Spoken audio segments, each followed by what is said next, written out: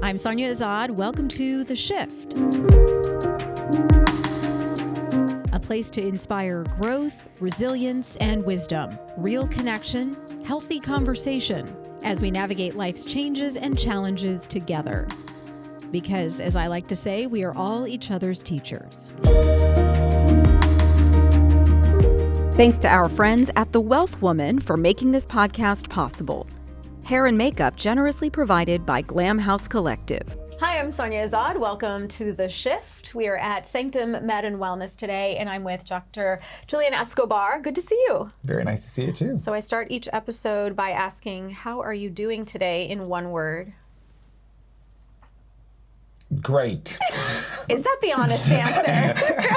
Well, I was thinking about last week, so compared to last week, I think we're all great, right? Yeah, it's all good. No. So today's all good. It's really an honor to be sitting with you because of what I've seen about you on social media and our interactions there, but to be able to talk about your expertise is going to be a real treat today. So first off, they call you the baby maker. This man is the baby maker. Okay, you got to explain that. So it just kind of came up at work. One of my nurses, she just came up with it years ago, and it was a little bit more of a joke, like a cute thing, and he just kind of stuck. And now it's now people just expect that. So I have it on my surgical hats. I was wearing one this morning, and on social media, and I kind of grew to like it and love it, and I wanted it to have it actually even in my car as the, how do you call it, the license plate. Yeah. And he got declined twice because they said he was obscene. So I cannot be the baby maker, I guess. Oh, well, you officially are the baby maker officially today. Yeah, so obviously this is because of your work in fertility. So tell me what took you down that path. So I always knew, so medicine always wanted to be a physician, and I always knew I was more of a surgical guy than just a medicine guy. And then when I was in medical school, I realized I liked surgery with a little bit of drama. Like, you had to care about what I was operating on as opposed to like your appendix or something like that.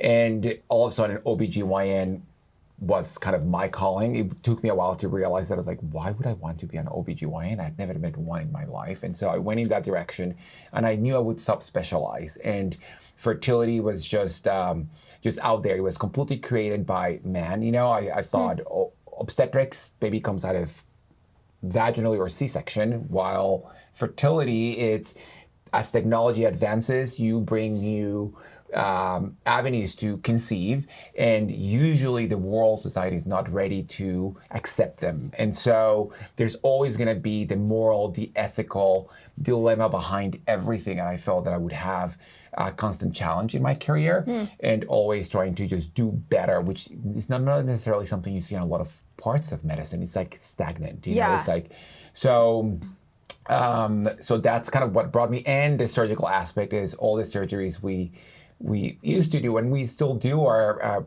minimally invasive and very delicate surgeries, and that kind of fit me better. Well, and you're bringing so much hope and love and joy into the world, literally. You have your own kind of IVF story, your personal story. Yes. Tell us about that. So I needed to do IVF and donor egg and surrogacy to have children. I have a male partner, and so obviously you need eggs, and you guys own the two more important things, eggs and the uterus. And so I needed to go through IVF to create embryos, and then we split the cohort of eggs into two and fertilized them with a different sperm. And then it was 9 years ago, and we did genetic testing of the embryos when people didn't really do that. And so and then we decided to put a boy and a girl just in case only one stuck. We would know antenatally who was the biological father in case we wanted to do another journey. Also to try to establish parentage in a way legally, you know, before the kids would be married, which hadn't really been done before. And at that time, we couldn't even get married in Texas, you know. So it seems kind of more normal now that you see Anderson Cooper and all these other people having babies. But when we did it, I didn't even know anyone in a situation we were at and trying to have a family. And so if you're going to psychoanalyze me, maybe I went into fertility because I knew I was going to have fertility issues. I don't know, you know, but even my own journey was a new journey for myself, my practice, everyone around me, you know, and it's, it doesn't matter how much you know about fertility. You, and even if you do it every day, when you go through the experience yourself is very, very humbling. Yeah. And how old are the kids now? 8. And just beautiful, perfect, healthy kids. Gorgeous kids, you know. We speak Dutch, Spanish, and English at home, and so they're trilingual kids, and they have 2 dads, you know, and they know all about IVF. I mean, my daughter, when we had the freeze here 2-3 years ago, we did a little video on Instagram.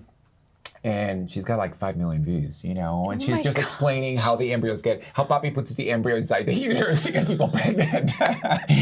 So she knows all about it, the sperm, the eggs, all this stuff. So. Oh my gosh, that's so sweet. I love that. So when it comes to fertility, and I usually use the word fertility and not infertility, I feel like infertility is like a little more negative, but why is it that so many more people are having fertility issues these days? I mean, this is a conversation, or is it just that we're more aware? Because I feel like even amongst, you know, women in the last, you know, my friend group, 5-8 years, it's like people are willing to talk about it, and then you're like, wow, oh, that happened to me too, that happened to me too. And it just seems like it's harder for people to get pregnant. I think it's multi-dimensional. One is, 2 generations ago, like our parents, people just got pregnant 18, 20, 22. And yes, when you're that age, you get pregnant, no problem usually. But now, like yourself, you're a professional, you were encouraged to go to school, to get a good job, work on yourself. You pick the right partner for yourself, you know? And so, especially in a metroplex like Dallas, DFW, you're going to have a lot of professional women who've taken care of those things. But while you've done that, you've sacrificed the most fertile years of your life, which is 20 to 30. Chances of pregnancy are about 25% a month during that age group. When you hit 35, it's half. It's about 12%. Wait. So usually you hear that 40 and then there's a drop, but you're saying 35. At 35, you're half of where you were at 30. And then at 40, you're about 4 to 5%. So that is why. Second, it's the cool thing. Right now in every, reality TV show, people, 10 years ago, it was, let's go get Botox. Now it's like, if you go to your fertility doctor, because you don't have infertility. You just have natural subfertility because of your age, and you are a knowledgeable woman who wants to take control and build a family you want. So you're not going just because you cannot get pregnant. It's like, no, I'm 37, 38, and I like 2 or 3 children, or I like to have a boy and a girl, or I'm gonna go to school, or I just landed a great job. I wanna freeze my eggs, or I wanna freeze embryos so I can have these good embryos made with good eggs right now when I'm at my best, and use them later on. So I think is educating the community, which has happened. And if, like you said, in my social media, I've had people reach out from other parts of the country, fertility doctors, like, how do you get your patients to be on social media? I think people, even physicians, fertility physicians, still live in the era where you need to open a practice that is hidden so no one can see you come in. And it's completely the opposite. I mean, there's nothing more defining for a lot of people than a family and having a child. And if you've struggled and you put everything into it, you compromise your job, your time, money, everything, and you're building that, you're pregnant, why wouldn't you want to celebrate that and be on social media with your picture, I'm pregnant?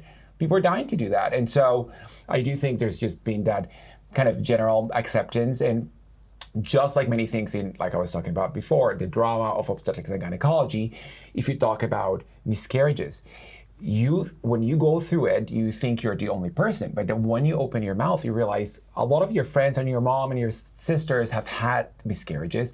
Same thing, people talk about abortion. It's a super polarizing subject. But in my clinic and in every other OBGYN's clinic, we know that so many people that are walking there that like have had abortions, and their husbands may not know even, you know.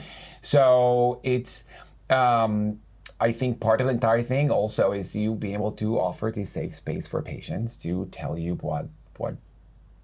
who they are and what they want. Yeah. You know, that kind of goes with the job. Well, I froze my eggs when I was 35. Yeah. Amazing. And I didn't know it then because, you know, you have doctors say, look, this is still, even though you're doing this now, the hope is you won't have to use them. No. You still try to get pregnant naturally if that comes up. Hasn't come up.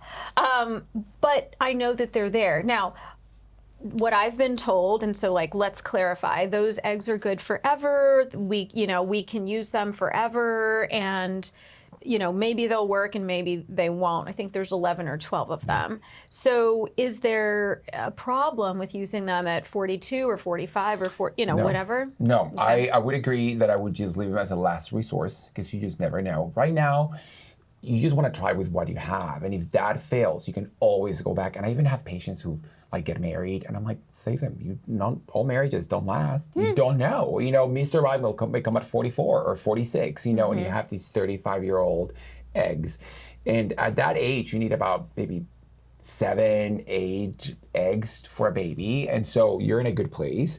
Nothing's 100%. 1 egg can give you a baby. 12 eggs may give you no baby, but it's the best you could have done. And actually, you did the best thing. I want to do that for my daughter. Has it just gives you technology options. changed in the last, let's say, 5 to 7 years to where you would Yes. need to do it again? No, but it's well, it depends. If you did it 7 years ago and you were 35, now you're 43. Right now, it's almost like futile, okay, if that were the case. But if you did it before and you were 25 and now you are 33, you may want to consider it because there's a big change that went from slow freezing to vitrification. And so the egg survival rate has tremendously improved in the past few years. This technology used to be offered only as a last resort for cancer patients until there were enough cases and the technology improved that it could be offered for social reasons like the reason you used. There are a lot of women who go through the IVF journey more than once. And like you mentioned, that takes a lot of, toll on their hearts, on their wallets, Yes. energy, effort, right? So why do we know why it doesn't work for some people who go through it over and over and over again? And then what is possible on the other side for those people? Because I've had friends who try for years and then something ends up working. So what is that something? Is there like a magic something that a lot of us don't know about? I think, as we were discussing before, there's so much technology that's coming to this field. So one is it's always good to go back. Why did you do IVF? Was it pushed onto you? Do you really need it?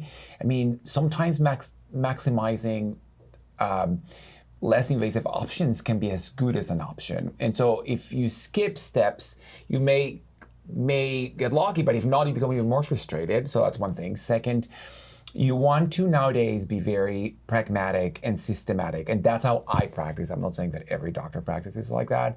And you can just split the entire process. Like when I started, we would do an egg retrieval and transfer the embryo right after. Well, nowadays, I don't do that. I haven't done it for years. And the reason is I can make the most expensive part of the process and most difficult is your egg retrieval, all the shots and everything. So I want to get the most eggs out of you. If I'm planning to transfer you, I don't want you to produce too many eggs because then it becomes a downside. So you're kind of not getting the full. So now I'm like, I want to get as many eggs, and then I focus on getting the best embryos. So what do? Genetically test the embryos. Why? Because if your chance of pregnancy, if you're 35, your chance of pregnancy, let's say it's 40% transferring an embryo. If I tested the embryo, it's going to be 70%. If you're 40 years old, it's probably going to be about 15, 20%. If I transfer a normal embryo, it's going to be 70%. And so it's just knowing that you're going to maximize the chance of pregnancy, lower the chance of miscarriage. At age 40, the chance of miscarriage is 30%. If you put a normal embryo, it's probably under 10%. The chance of Down syndrome at age 35 is 1 in 350. If I put a normal embryo, it's going to be very close to zero, very small. So you're going to mitigate a lot of risks. And then that's going to help you because if you miscarry, if you don't get pregnant, if you miscarry, and it was a normal embryo, you at least can focus on the other issues that could cause that. But if you put an embryo and you have no idea if the embryo was normal or not, you still are not looking for a needle in a haystack. You don't know. You haven't excluded the biggest reason of why people don't get pregnant. So if we're transferring normal embryos and you're not getting pregnant or you're miscarrying, then I focus more in your uterus and things that have to do with, for example, the treatment. Can I individualize the transfer process for you so that Sonia has a better chance of pregnancy, not give you what I give to the masses, more like individualized, personalized medicine. So I individualize the stimulation protocol and the transfer. Also, have I really looked inside your cavity and seen that all the little issues like polyps and scar are removed? And even genetics has come into play. Also, we can do a test where we can test your uterus and see if the treatment we use, Sonia, or we're gonna use, has the correct genetic expression that maximizes implantation.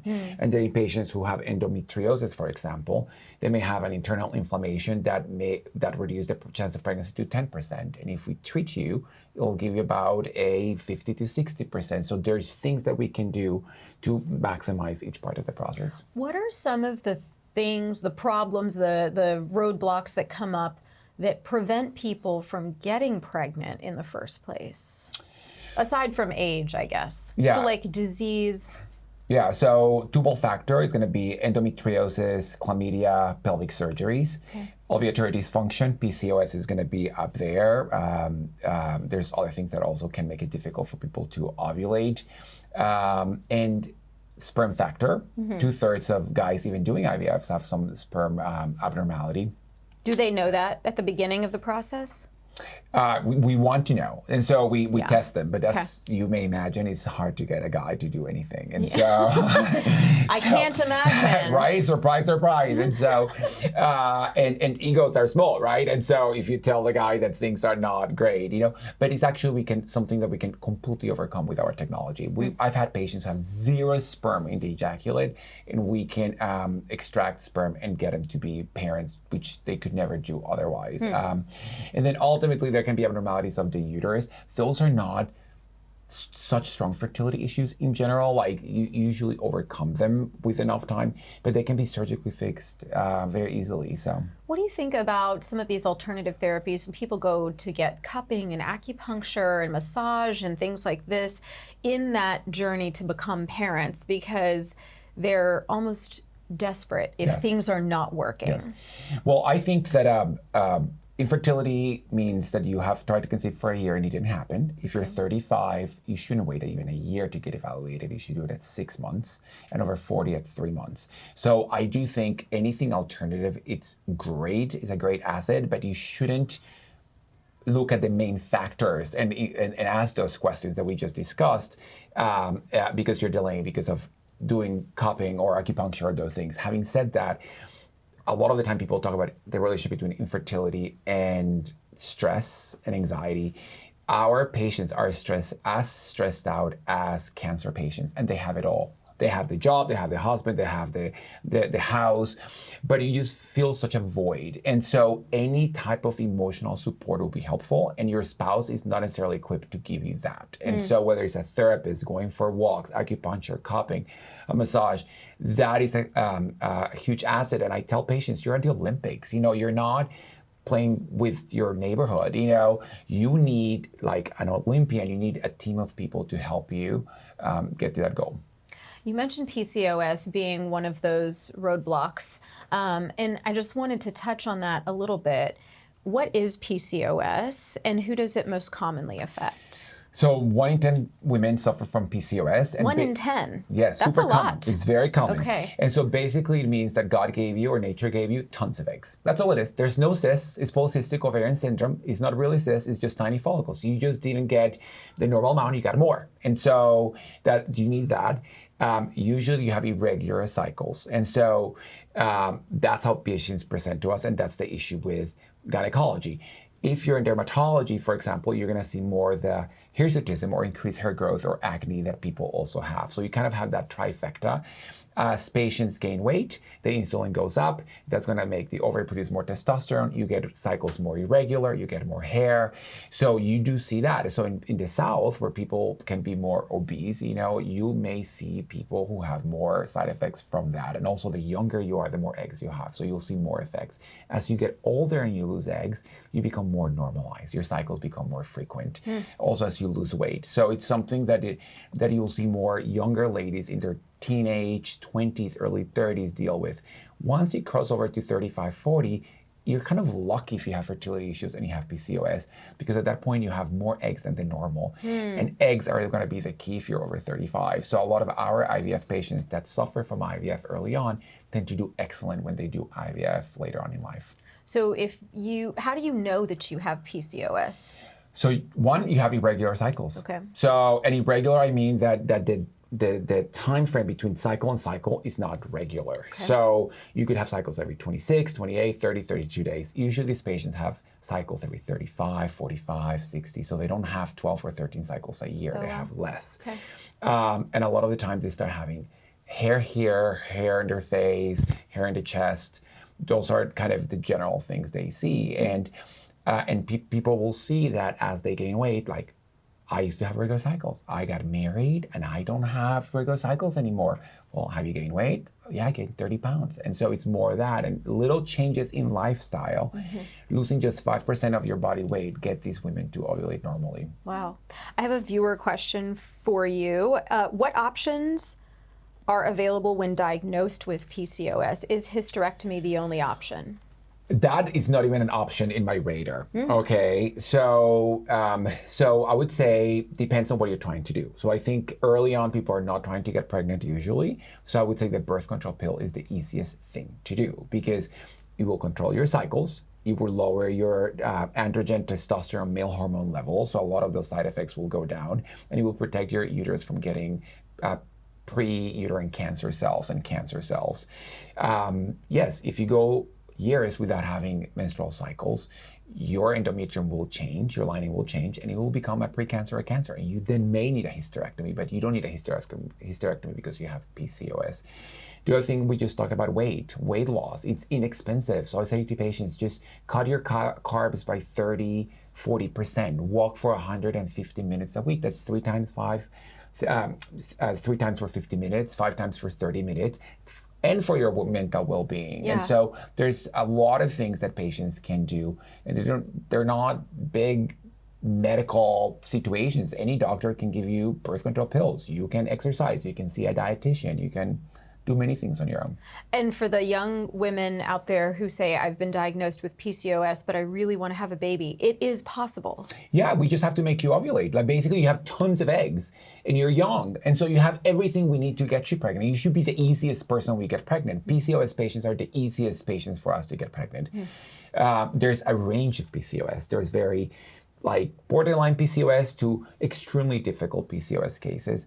But normally it's just making them ovulate. And we have the drugs, and the drugs tend to be very inexpensive. Like Clomid, Letrozole, they're $20, $30. So and usually these couples may not have male factor or any of the other issues. They just need these inexpensive pills to make them ovulate. Now, you want to make sure you're back to your normal weight, that you're not pre-diabetic or diabetic, your thyroid is normal. You kind of want to control those things, so you can also not just get pregnant, but have a healthier pregnancy. How much does sleep and normal sleep patterns play into all of this? I don't know specifically in PCOS, but in general, a lot. I mean, it's if you don't take care of yourself, don't nourish yourself well, if you don't sleep well, your brain is going to change. All this is controlled by the pituitary. So when you're stressed or when you don't sleep well, you're not going to send the right hormones to communicate with the ovaries or the testes, for that matter. And so obviously women are going to be more sensitive to it. And so I think, again, these are all things that you can just do on your own.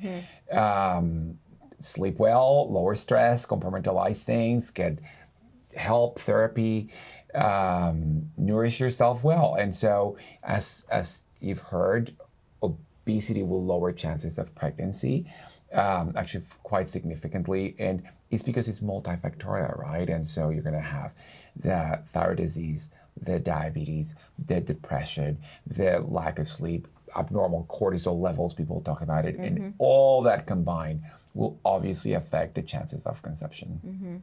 What if you could wrap this up with sort of one message to people out there who maybe they've tried, maybe they're just now starting to try, but they're feeling discouraged or they're feeling like nothing's worked for them so far? What would you say?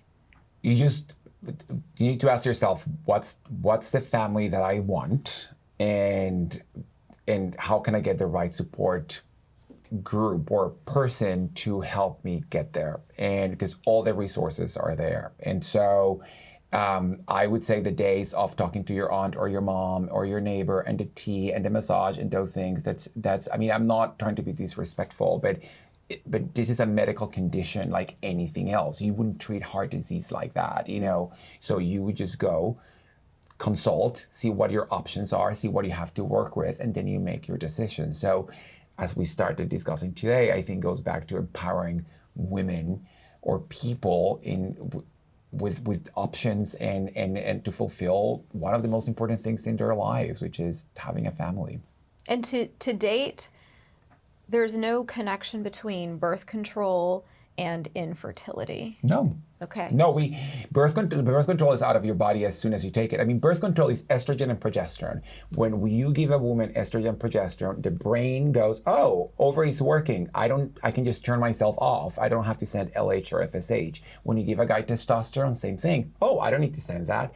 So what happens? The guys don't produce sperm and women don't produce eggs. And so that's kind of how birth control works. But as soon as you remove that, it goes away. Now, there's other types of long-term birth control that may take some months to wash off. But the birth control pill, we use it in IVF all the time. We use it to treat cysts. We use it to treat endometriosis, people with fibroids, irregular bleeding.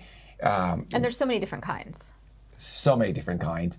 And so when you hear birth control, it sounds like that one pill. No, there's many times, there's even some without estrogen. So there's people that get side effects from it because they're nauseous because of the estrogen, or they may have endometriosis. We can give one that is a progestin only pill. But birth control doesn't cause any infertility, and actually it's been shown to protect. It will protect you from getting uterine cancer. It will protect you from getting ovarian cancer. So. Okay. Thank you so much for your time today. I know you have a case. He's got a case. It's He's okay. got to go to surgery. But thank you. This is really helpful, I think, for a lot of people to infuse hope into their families and their lives. And I'll have to check out the baby maker on Instagram. Yes, thank you, Dr. Escobar. No, thank you. Thank you so much for this opportunity. All right. Yeah. And hey, if you learned something, if you have questions, go ahead and comment, like, share, and subscribe. We appreciate you sticking with us. We'll see you next time on The Shift. This series was brought to you by The Wealth Woman. Why settle for a traditional financial advisor that only keeps you from going broke when you can work with The Wealth Woman? She'll show you how to build wealth for both your lifetime and generations to come. Money is just a tool to help you build a life you're excited about. Visit www.wealthwoman.com to learn more. And don't forget about our friends at Glam House Collective. Let's get glam.